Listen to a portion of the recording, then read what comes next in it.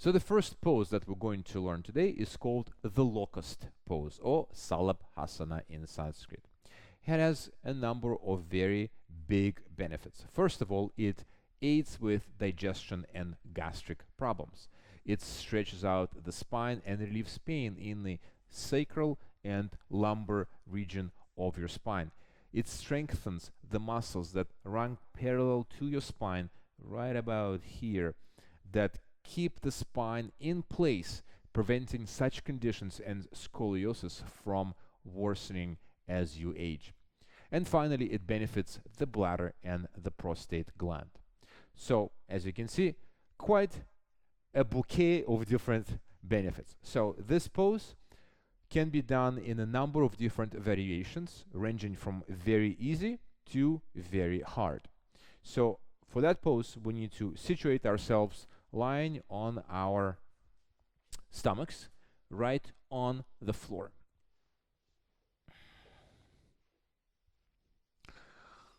Typically, when we get into backbends, we don't just dive into them. We have a whole warm-up sequence and preferably standing postures taking place before that.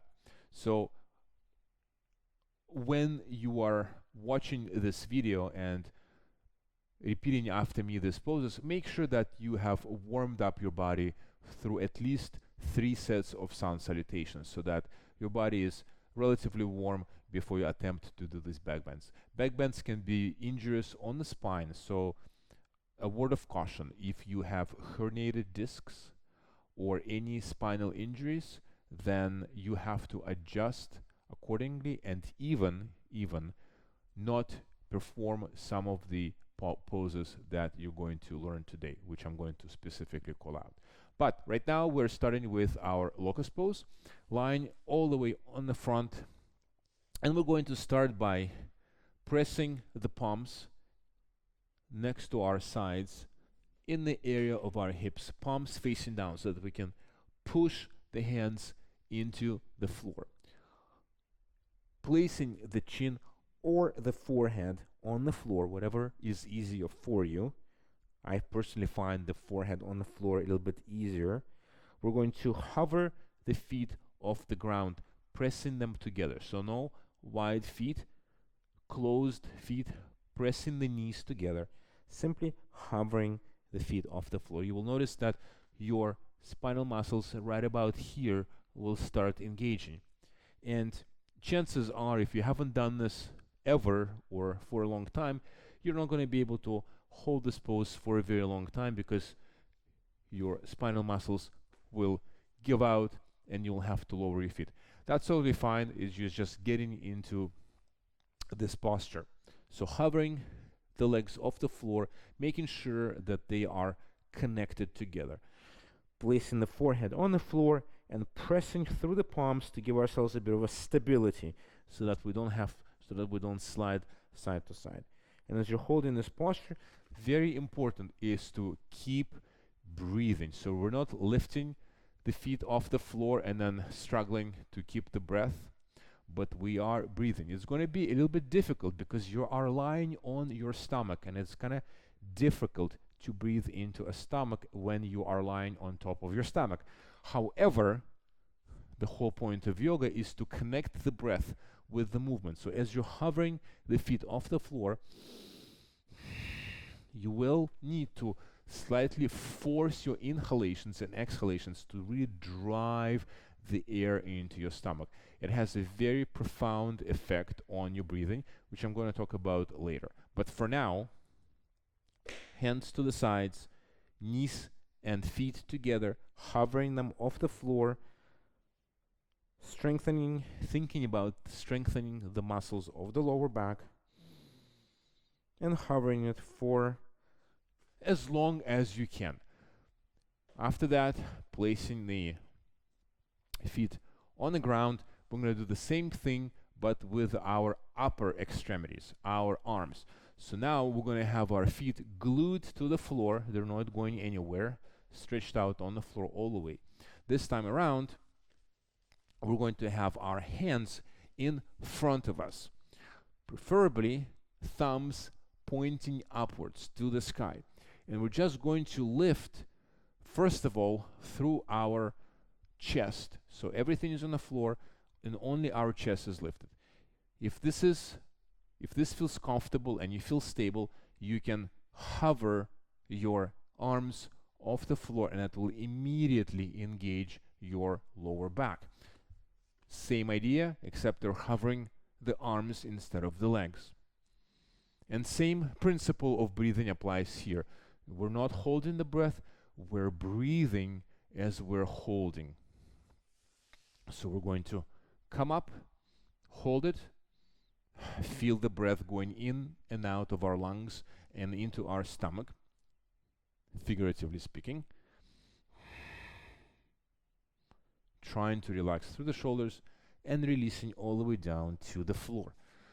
So these are what's called the prep or preparation version of this pose. To get into the full pose, we're going to lift the arms and the legs at the same time. So to do that, stretching the arms in front of us, thumbs are pointing upwards, stretching through the feet, and then coming up either at the same time or one after the other, doesn't matter, into a locust. Sometimes this is called a boat pose. Holding this for 1, 2, maybe 3 breaths, releasing. And I also find a really good way to release out of this pose is to press the left or the right ear to the ground. Inhale through the nose and to sigh everything out through the mouth, just to kind of release that pressure, release that energy buildup that you will feel at the back of your spine. And typically, when we're working with this pose, we would be doing this 2 to 3 times, holding it for 1 or 2 breaths. And as your muscles of the lower back strengthen, you will find yourself being able to hold this pose for longer and longer and longer periods of time. So let's do this again together. Stretching out on the floor, lengthening through our feet, lengthening through our shoulders. Thumbs are facing upwards. Hovering the feet, lifting through the shoulders and the arms. The gaze is directed straight forward. The knees and feet are connecting together, and the shoulders are nice and relaxed. You're almost balancing on your abdomen, and you can feel the breath streaming in and out of this area in the abdomen, in your abdominal area. And then when you want to release, let's release now. Pressing the ear to the ground, breathing in through the nose, and letting everything out through the mouth. Perfect. So this is the kind of like the classical and the basic version of the locust pose. If you really want, and if you feel very comfortable in this pose, there's one additional suggestion that I would like to give you. If you feel that you also want to bring a great shoulder opening into this pose, you can take this pose with your arms interlocked behind your back. So same idea, stretching, but this time around we are interlocking the hands. And this is a little bit easier because you don't have to counterbalance the weight of your arms. The weight of your arms is actually towards the back of your body together with your legs. So this is an easier pose to handle, but it does require the opening of the shoulders. So as you're holding this, the same principles applying.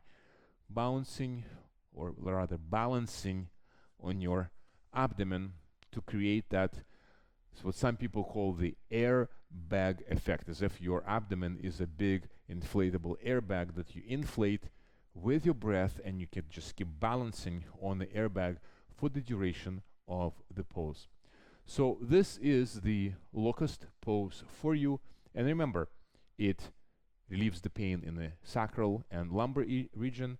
It relieves gastrointestinal issues.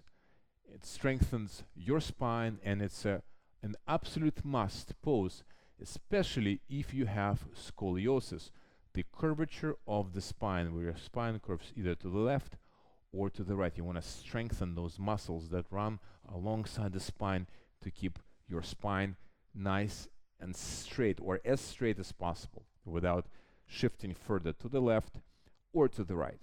I know I have this condition, so I do this pose almost every day to keep my spine in check.